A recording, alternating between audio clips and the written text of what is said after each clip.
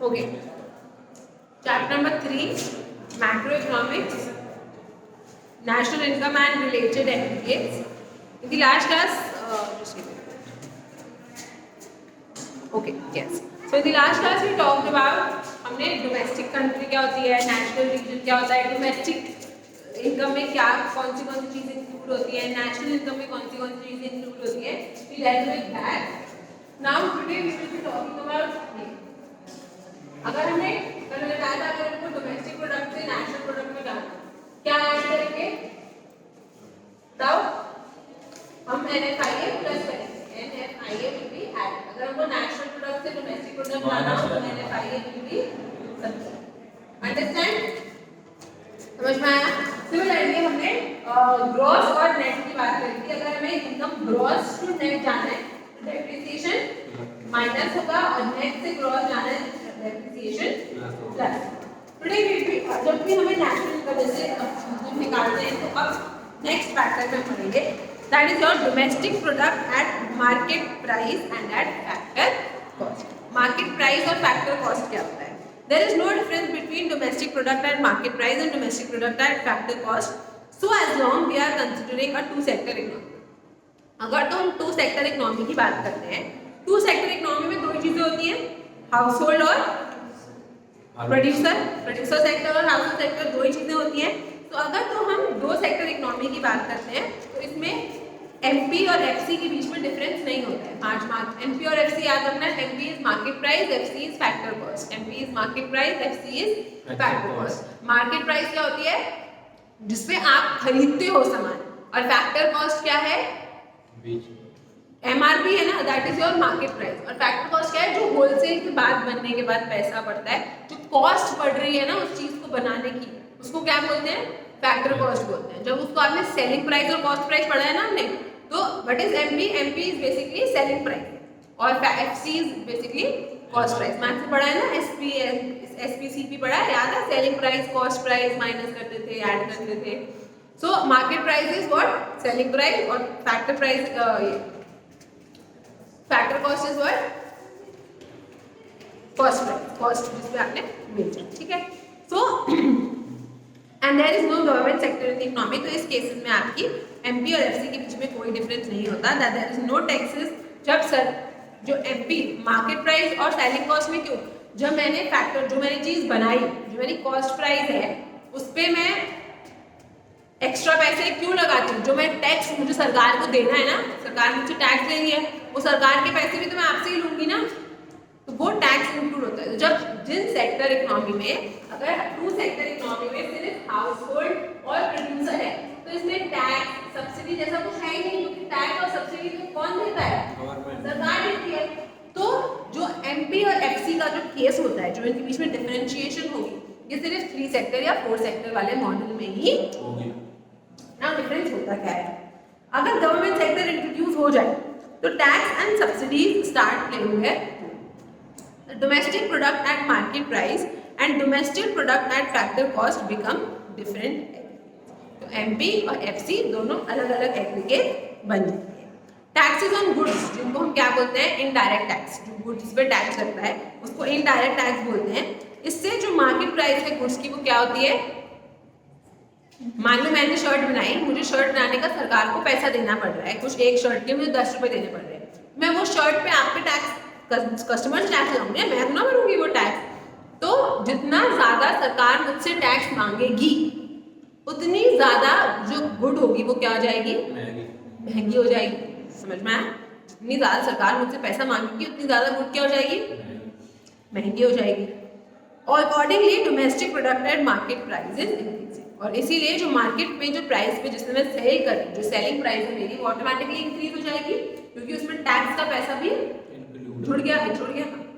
Subsidies जो देती है सरकार सब्सिडीज क्या है मैंने एक शर्ट बनाई सरकार ने मुझे बोला लो मुझसे 2 रुपए ले लो ये क्या है मेरा बेनिफिट है सब्सिडीज अगर आ जाएगी मार्केट में तो जो कमोडिटी है वो सस्ती हो जाएगी अब मुझे एक शर्ट पे 2 रुपए मिल रहे तो मैं आपसे कितना टैक्स लूंगी नेट इनडायरेक्ट टैक्स कितना लूंगी 8 रुपीज लूंगी ना 10 रुपए में टैक्स भर रही थी 2 रुपए की सरकार ने मुझे उसमें सब्सिडी दे दी मैं कितना मेरा नेट इनडायरेक्ट टैक्स क्या हुआ 8 रुपए सो उसको हम बोलते हैं NIT भी बोल सकते हो आप इसको, net indirect tax. Subsidies tend to lower the market price, accordingly domestic price कम होता है।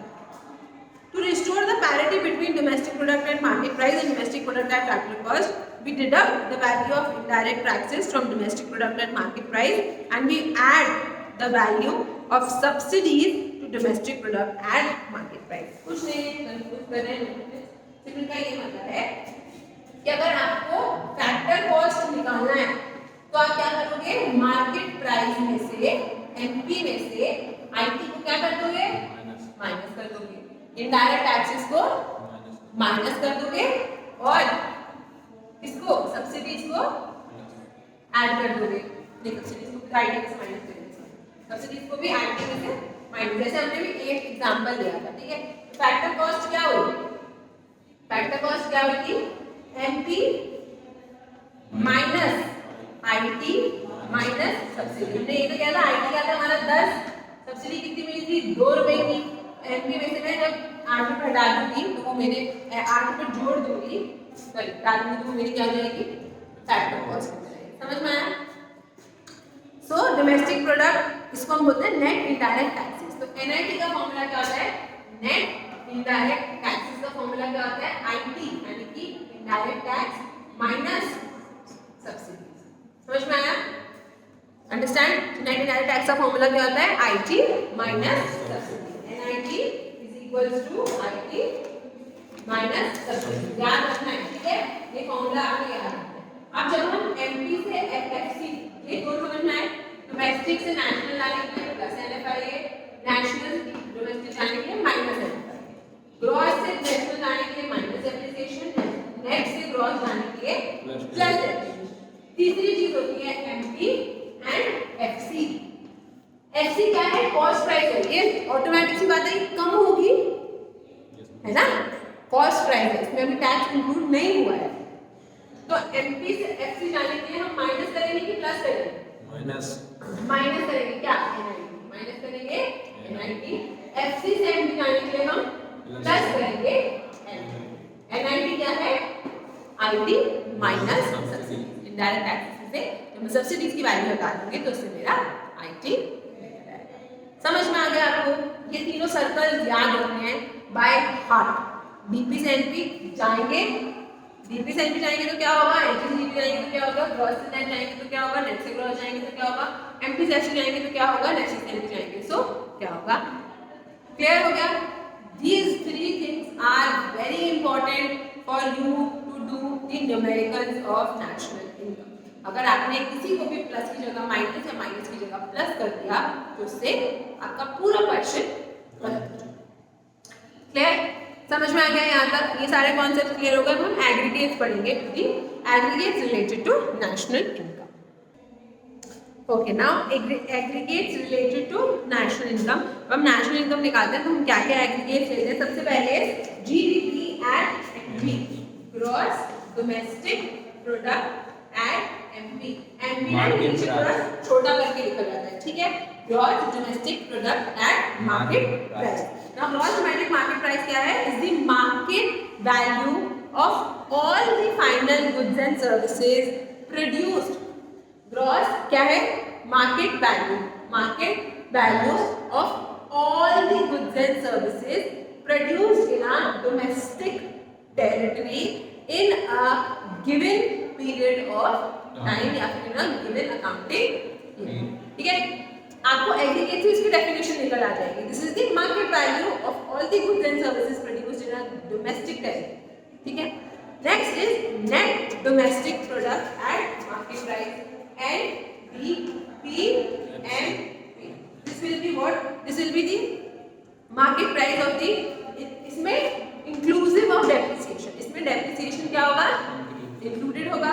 Same definition, the market value of all the goods and services produced in a domestic territory in a given period of time, in exclusive of depreciation। इसमें depreciation नहीं होगा, इसमें depreciation नहीं होगा, इसमें depreciation। Now gross national product at market price next is GNPMP। फिर होगा NNPM GDP, then होगा आपका GDPFC, देन NDPFC, फिर GLPFC and then NNPFC. Now these are 8 aggregates जो आपको इस चैप्टर में आपसे अगर जब भी पूछ जाता है न्यूमेरिकल्स वगैरह आएंगे तो उनमें आपको इन 8 में से ही कुछ ना कुछ पूछा जाएगा। अगर हमको कोई भी एक की वैल्यू पता है और हमको दूसरा निकालना है तो हम इससे निकाल सकते हैं। तो मैं निकाल के दिखाऊंगी, सारा एक बार रीड कर लें।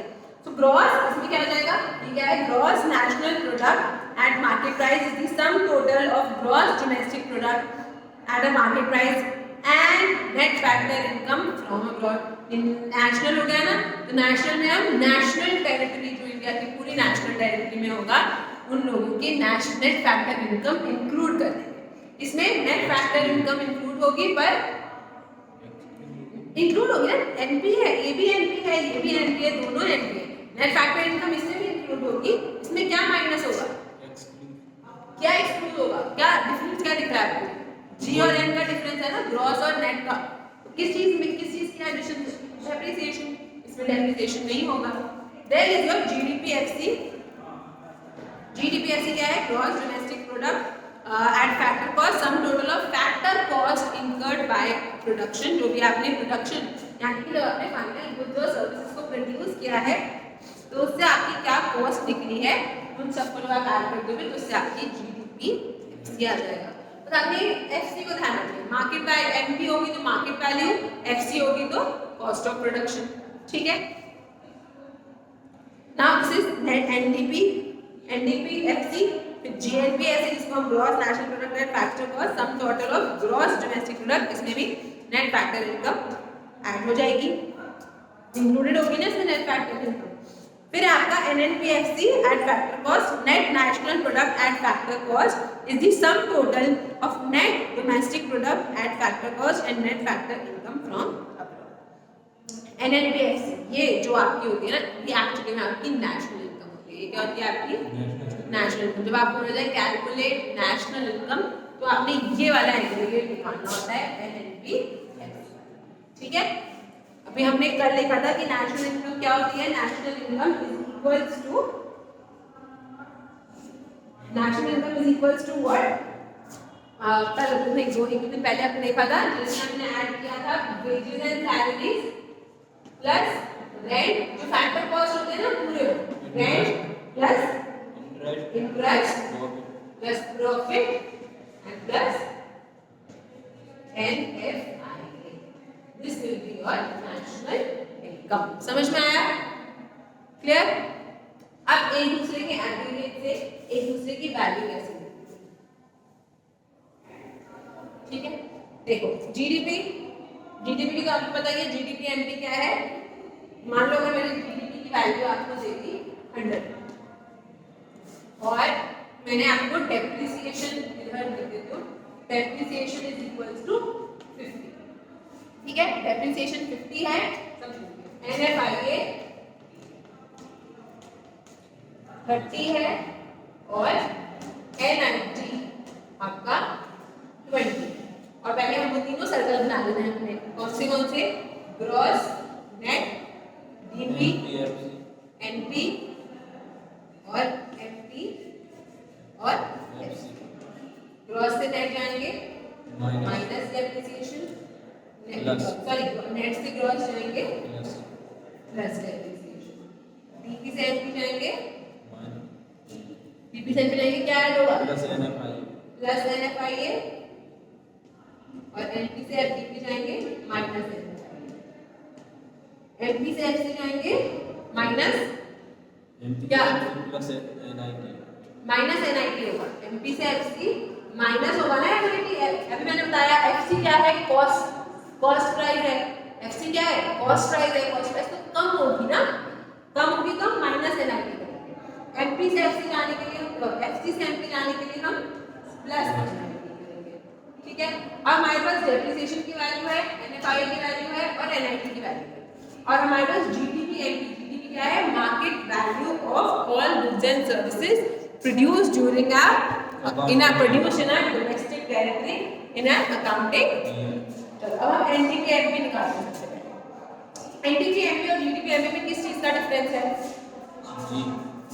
ग्रॉस और नेट का डिफरेंस है, तो is equal to GDP MP. इसमें से क्या कर देंगे? Minus depreciation. हम डेप्रिसिएशन माइनस कर देंगे तो यहाँ पर आ जाएगा जीडीपीएमपी कितना है 100, डेप्रिसिएशन कितना है 50, आंसर कितना आ गया 100 माइनस 50 दैट इज, ठीक है, ये इसकी वैल्यू आ गई। अब हमको निकालना है जीएनपीएमपी। आप दोनों में से कोई भी ले सकते हो, ठीक है, आप चाहे जीडीपीएमपी की वैल्यू ले लो चाहे एनडीपी की एमपी की वैल्यू ले लो, पर अब आपने इधर ध्यान रखना है कि आपने क्या निकालना है जीएनपीएमपी, ठीक है। तो आपको किससे ज्यादा आसान पड़ेगा? जीडीपीएमपी से निकालोगे तो बेटर पड़ेगा ना। इस केस में आपको सिर्फ एक ही एग्रीगेट चेंज करना पड़ेगा। अगर आप एनडीपीएमपी की यानी कि 50 वैल्यू ले लोगे तो उसमें आपको दो एग्रीगेट्स चेंज करने पड़ेंगे। अंडरस्टैंडिंग? अगर मैं जीएनपीएमपी निकालनी है मुझे तो मैं जीडीपीएमपी से निकालूं तो ज्यादा बेटर है। कैसे निकलेगी जीडीपीएमपी से? जीडीपीएमपी क्या डिफरेंस है? एमपी का डिफरेंस है। अब डोमेस्टिक प्रोडक्ट से मुझे नेशनल प्रोडक्ट जानना है, मुझे क्या करना पड़ेगा?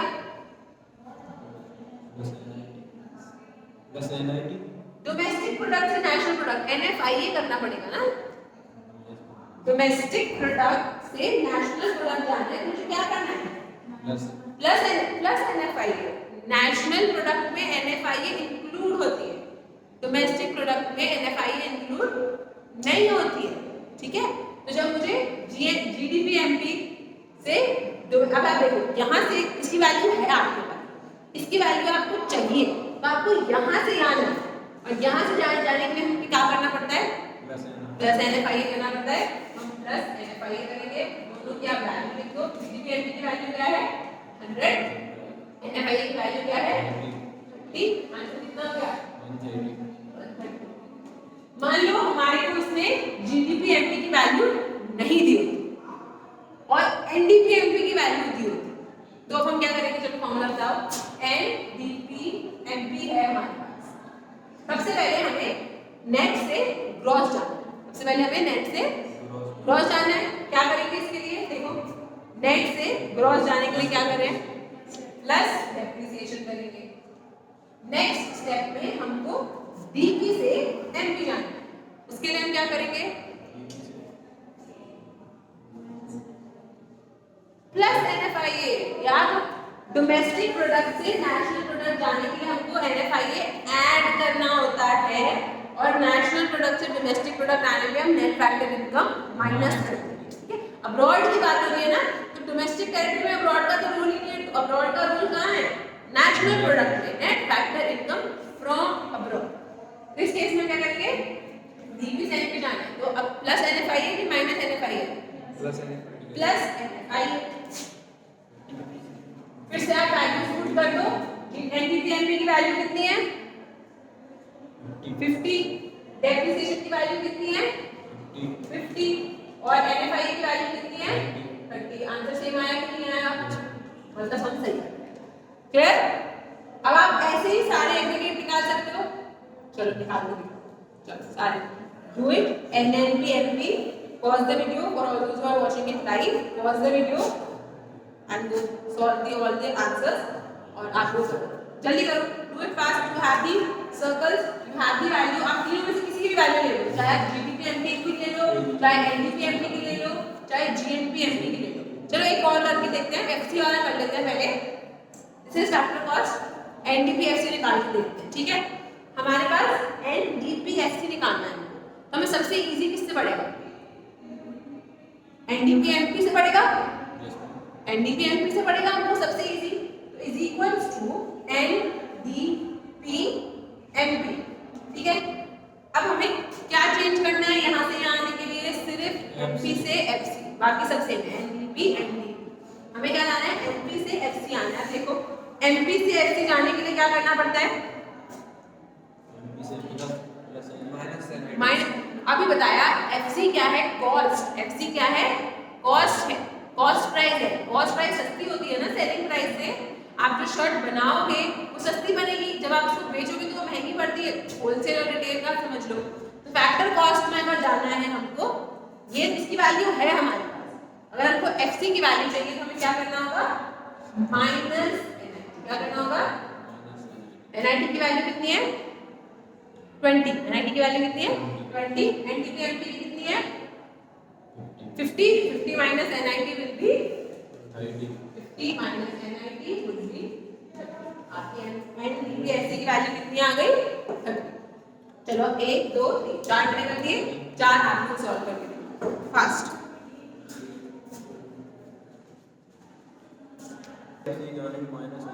एमपी से एफसी जाने के लिए माइनस होगा, अगर मार्केट प्राइस क्या है, जिस प्राइस पे आप बाजार में सामान बेच रहे हो, और फैक्टर कॉस्ट क्या है, जिस प्राइस पे प्रोड्यूसर ने सामान बनाया है। तो बनाया तो सस्ते में होगा ना, मतलब टैक्स लगा देगा तब मार्केट में महंगी बिकेगी। तो जब हम छोटी से बड़ी चीज में जाएंगे तब हम एडिशन करेंगे, तो हम बड़े से हमें कुछ चीज को छोटा करना है तो हम उसमें सब्ट्रैक्शन करेंगे। सबके आंसर आ गए, जीएनपीएनपी की वैल्यू आई है 80, जीडीपीएससी की वैल्यू आई है 80, जीएनपीएफसी की वैल्यू आई है 110 और एनपीएफसी की वैल्यू आई है 60।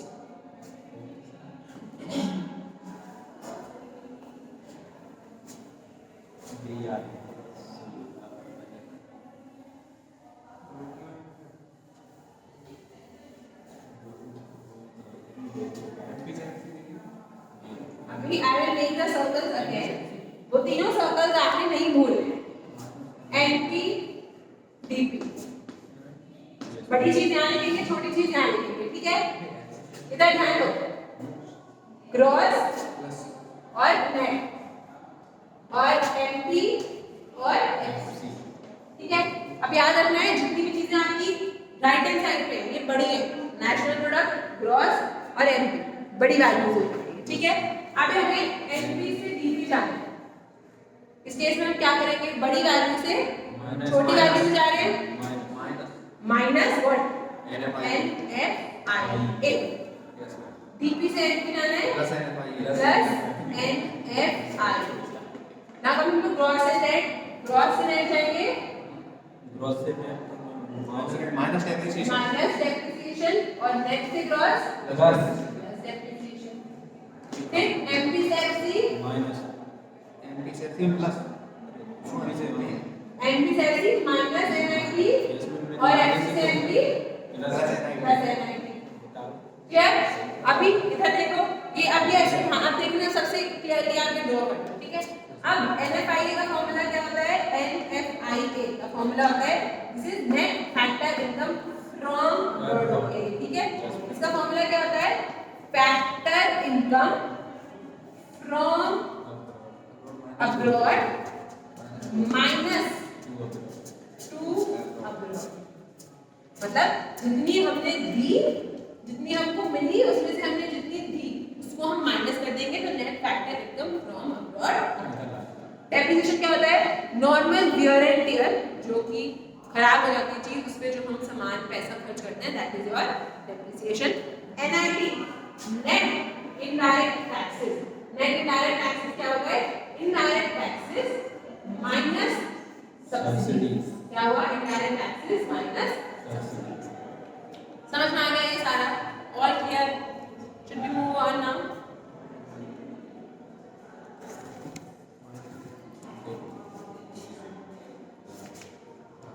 Okay, now is nominal and real GDP. We will start this in the next class. Okay, this clear till now?